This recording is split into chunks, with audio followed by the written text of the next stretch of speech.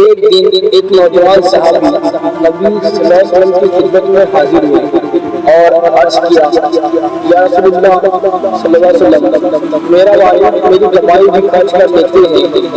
نبی صلی اللہ علیہ وسلم نے فرمایا، اپنے والد کو لے آؤ۔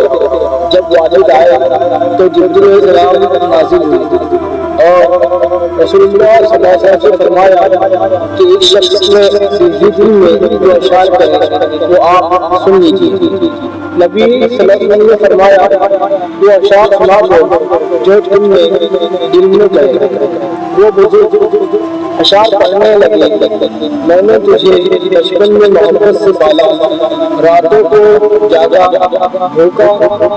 بھوکے میں تجھے کھلایا، اپنا کوٹ کاٹا، تجھے لباس بنایا، اور جب تو بڑا ہوا تو کہتا ہے مال تیرا ہے اور میں کون ہوں۔ یہ سن کر بیٹا شرمندہ ہو گیا، سر جھکا لیا۔